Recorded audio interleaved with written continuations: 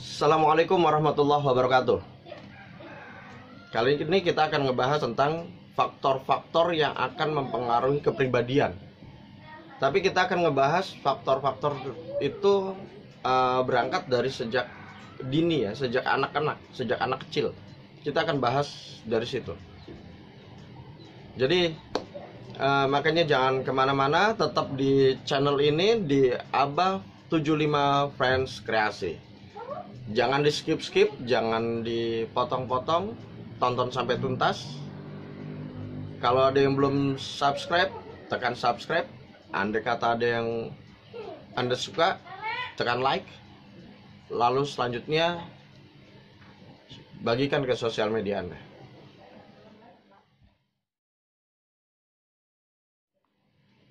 Apa aja sih faktor-faktor yang mempengaruhi tentang kepribadian? Kalau kita bahas satu persatu, maka yang harusnya menjadi peran utama adalah dari lingkup keluarga. Ya, lingkup keluarga. Karena ada tiga bagian penting yang akan mempengaruhi kepribadian seseorang tersebut. Yang pertama keluarga, yang kedua tingkat sekolah, dan yang ketiga adalah lingkungan tempat dia bermain. Ini yang sangat berpengaruh, sangat berpengaruh.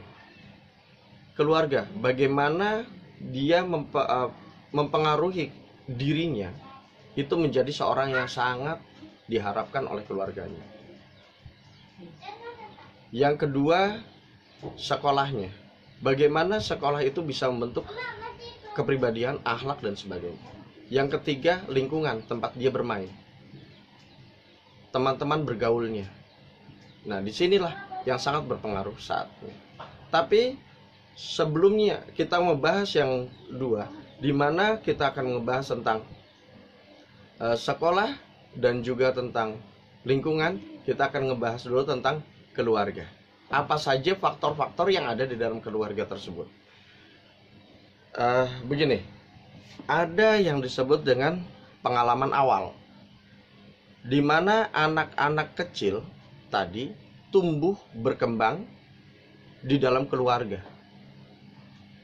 Jadi sangat berpengaruh pengalaman awal dari sejak dia kecil, dari sejak dia lahir, bagaimana mendapatkan kasih sayang dari keluarganya, ayahnya, ibunya, kakak-kakaknya, tante, om, dan sebagainya.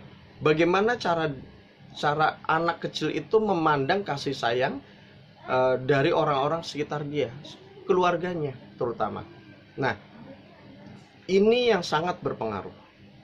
Andai kata keluarga itu adalah keluarga yang harmonis, pasti akan menghasilkan pribadi anak-anak yang sangat bagus, dengan karakter yang penuh kasih sayang, karakter yang penuh mudah percaya pada orang lain, memberikan karakter yang bisa memberikan kebahagiaan kepada orang lain. Karena apa? Karena dia mendapatkan kebahagiaan dari orang-orang sekitar dia ketika dalam masa-masa golden age, masa-masa pertumbuhan emas, dari 1 tahun sampai dengan 5 tahun, 6 tahun, 7 tahun. Itu adalah masa-masa bagaimana anak itu menyerap semua apa yang ada di dalam lingkungan sekitarnya. Lalu yang kedua, dari situ pengaruh budaya, di mana keluarga itu tinggal. Andai kata keluarga itu tinggal di daerah Eropa, pasti akan menyerap menyerap budaya-budaya yang ada di Eropa. Andai kata dia tinggal di daerah Asia, pasti dia akan menyerap juga budaya-budaya Asia. Andai kata dia berada di Amerika, maka dia akan menyerap budaya Amerika. Nah, demikian juga andai kata kita berada di sekitar Indonesia, ya kan? Pasti akan sedikit berbeda andai kata kita berada di daerah Jawa, Sulawesi, Kalimantan, Sumatera, dan Maluku, Papua. Pasti akan ada sedikit perbedaan itu. Nah, itulah yang akan berpengaruh terhadap kepribadian anak itu. Yang ketiga tentang kondisi fisik. Bagaimana kondisi fisik seseorang itu sangat berpengaruh kepada dirinya. Apakah dia dalam keadaan yang baik atau tidak baik. Ini biasanya sangat berpengaruh. Ada orang yang pede karena dia merasa fisiknya sempurna. Ada yang nggak pede karena merasa fisiknya nggak sempurna. Ini sangat berpengaruh kepada mental dari kepribadian orang tersebut. Yang selanjutnya tentang daya tarik. Daya tarik orang itu bagaimana? Artinya daya tarik begini. Ada orang yang merasa cantik, merasa ganteng, merasa gagah, merasa seksi dan sebagainya, maka dia punya kepribadian yang berani, yang pede gitu. Sedangkan andai kata orang-orang di sekitarnya dari kecilnya mengatakan kamu jelek, kamu jelek, kamu jelek, maka yang tertanam di dalam dirinya adalah jelek, sehingga dia merasa saya nggak punya daya tarik. Dan ini sangat-sangat berpengaruh kepada kepribadiannya nanti dewasa. Yang selanjutnya tentang intelijensi, tentang kepintaran, IQ. Kalau memang dari keluarganya itu tadi adalah keluarga-keluarga yang pinter, pasti akan memberikan keturunan yang pinter. Artinya pinter bagaimana?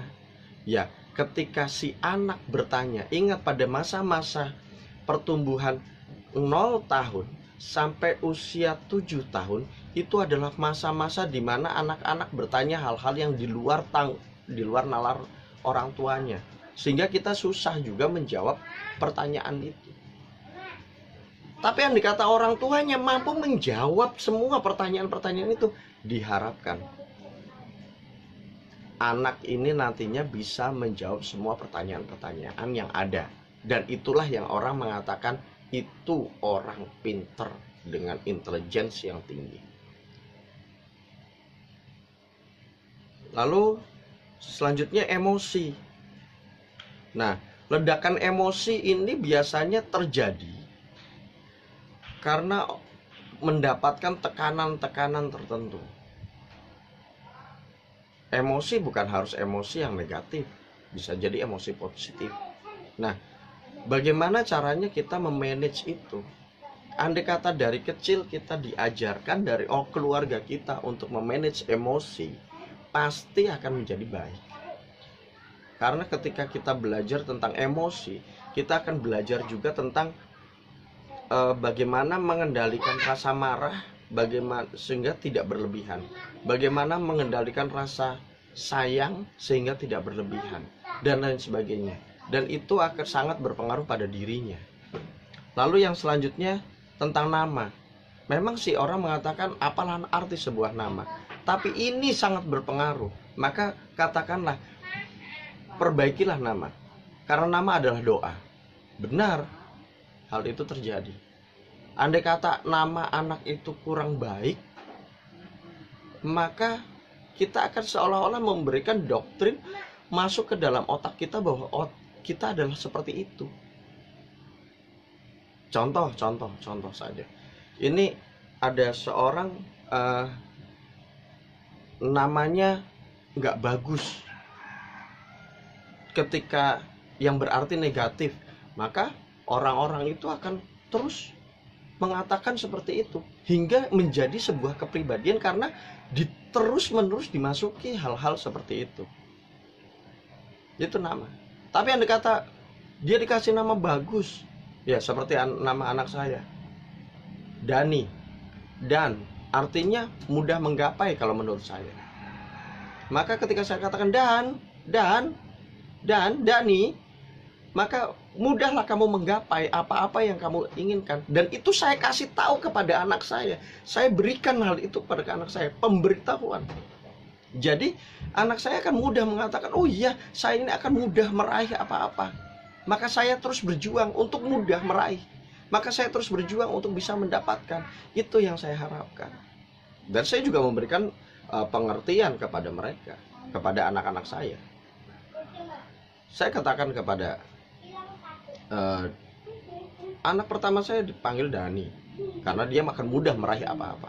Yang kedua, saya katakan pada Davi, Apa artinya Davi? Sang motivator. Dia akan memberikan motivasi kepada semua orang, kepada orang-orang yang ada di sekitarnya. Lalu yang ketiga, Diva, sang penjaga. Dia akan menjaga nama baik keluarganya untuk menjadi. Dan itu saya kasih tahu, saya berikan penjelasan kepada itu, hingga apa-apa yang saya masuk di dalam otaknya bahwa saya bisa seperti itu. Nah, ini tentang nama. Jadi sangat sekali berpengaruh terhadap hal itu. Yang selanjutnya kita akan masuk dalam sebuah keberhasilan dan kegagalan. Jika ada orang-orang yang berusaha terus gagal, berusaha atau berhasil, itu akan sangat berpengaruh, berbeda terhadap kepedean orang itu. Ya, ini saya cerita tentang masih dalam sebuah lembaga keluarga ketika dia masih kecil ya. Maka kepada anak-anak kita saya katakan, jangan mengatakan bahwa dia itu gagal gitu loh. Cuma kita katakan saja, kamu itu sekarang belum bisa, kamu harus banyak belajar lagi. Karena ini akan sangat mempengaruhi kepribadian anak itu.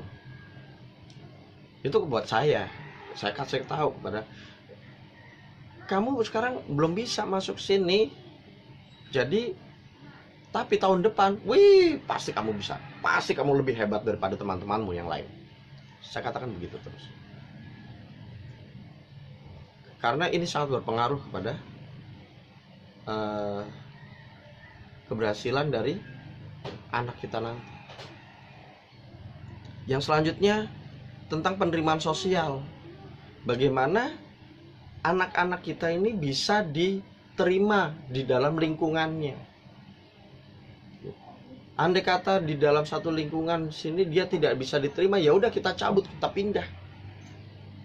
Gitu loh. Karena lingkungan sosial di sekitarnya itulah yang salah satu yang akan membentuk kepribadian anak itu nantinya ketika besar. Yang berikutnya adalah tentang pengaruh keluarga. Nah, iya, jelas sekali pengaruh keluarga itu tadi, walaupun saya belum ini dalam rangkup keluarga, tapi pengaruh keluarga tadi itu sangat berpengaruh. Masuk dalam setiap sendi-sendi kehidupan anak itu. Sendi-sendi kehidupan anak. Sehingga si anak mampu menjadikan dirinya menjadi orang yang diinginkan oleh keluarganya dan juga oleh dirinya. Itu kembali lagi, keluarga sangat penting. Yang selanjutnya perubahan fisik. Iya, perubahan fisik itu sangat berpengaruh terhadap kepribadian seseorang. Contoh, dulunya kita sering mengatakan, kamu ganteng ya, anaknya imut. Tapi ketika dia masuk dalam sebuah usia tertentu, dia bilang, kenapa kamu sekarang hitam? Dan lain sebagainya. Andai kata itu pengaruh itu menjadi sebuah yang nggak bagus, maka dia akan kembali pada, berarti saya jelek sekarang ya. Kayak gitu. Jadi ini sangat berpengaruh sekali kepada kita semua yang ada di sini. Nah, itu tadi yang bisa saya bagikan, bisa saya sharing saat ini. Mohon maaf andai kata ada kekurangan. Saya akan ulangi lagi tadi apa saja yang diitukan untuk kesimpulan. Yang pertama adalah pengalaman awal. Yang kedua tentang pengaruh budaya. Yang ketiga tentang kondisi fisik. Yang keempat tentang daya tarik.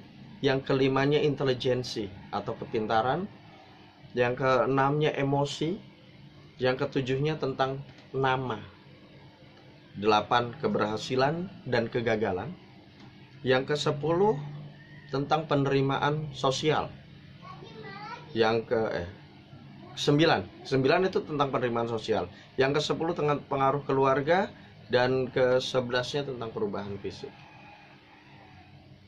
Itu saja dari saya saat ini. Mohon maaf andai kata ada kekurangan. Saya di sini hanya berbagi, sharing, dan saya tetap juga masih belajar. Maka berikan pendapat Anda semua di kolom komentar tentang apa-apa saja yang harus saya benahi pada diri saya dan keluarga saya.